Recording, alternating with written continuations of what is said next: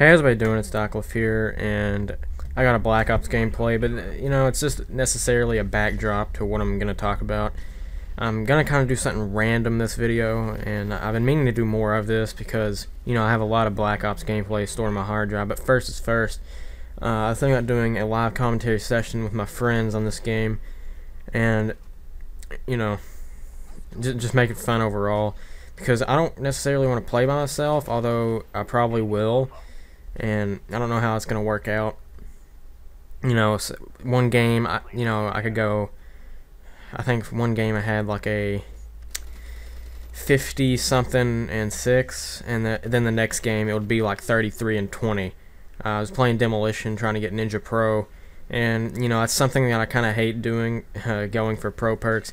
At some point, I think you should just be allowed to buy the pro perks for like $20,000 or something.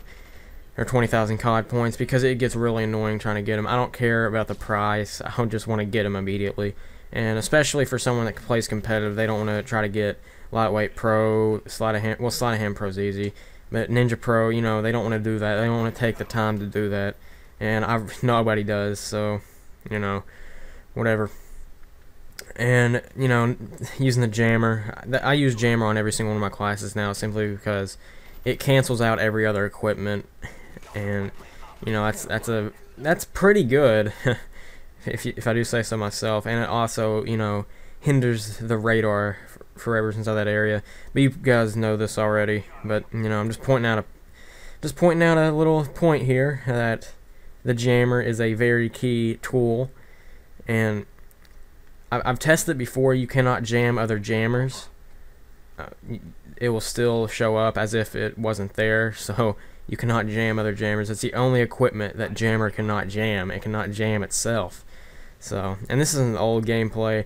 By now I'm already almost 6 prestige, but I'm probably going to stop at 5th because, I'm basically just tired of prestiging at this point. I just wanted a pretty decent emblem, and I kind of like the dragon's talons, or whatever it is, the dragon's hand. But what I'm going to get to what I really want to talk about, and I'm just going to do something a little bit random here. And, I'm just going to say like 5 random words, and I'm going to talk about them for about a minute or two. So, the first word that I made up is syrup. And what I use syrup for is pancakes, waffles, even bacon. I know. Bacon with syrup is actually pretty good if you haven't tried it. I don't know. And, I think of Vermont, and I also think of Canada when I think of syrup. One, I think of Vermont because it comes off of, maple syrup, maple trees. And I think of Canada, even though they have on their flag, they have a maple leaf. So, think of syrup a little bit. Can't help it. And the next word I think of is mice. And, little rodents running around. But sometimes you have to have sympathy for them whenever they have that look in their eye. But, they can be a nuisance at points and whatnot. But, mice, gonna be mice. That's what they do, I guess. I don't know. And the next word, I think it was poker. I used to play poker and watch a lot of poker back in the day, like especially Texas Hold'em on ESPN. They used to have the World Series of Poker. I think they still do. I wouldn't doubt it, but I remember the good old days instead of '05 when Joseph Hashem won, Greg Kramer before that, and then after Joseph Hashem won, I stopped playing poker and even messing with it. I think Jamie Gold won it the next year, who was a minor celebrity, and so forth. I don't know. So all I remember is Phil Hellmuth completely raging all the time, and Mock the Mouth Mattisau. I can't believe I'm remembering these names, but they would go at it all the time. They were some of the bold faces of poker. And you can't forget Doyle Brunson, the legendary 10-2 hand that he always played. Yeah, Doyle Brunson's probably going to go down in history for being one of the best ever at poker. So, yeah, a little bit of a poker history lesson, or at least Texas Hold'em. I'm sure that he can play others.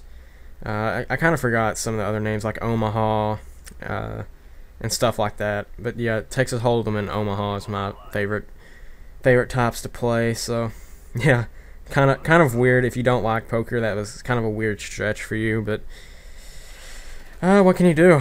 I like talking, so, and you like listening. Sort of balances out there, you know. And the next word is beavers, or just beavers straight up. And this is the second animal I've listed today. And, you know, a beaver normally is somewhere near water.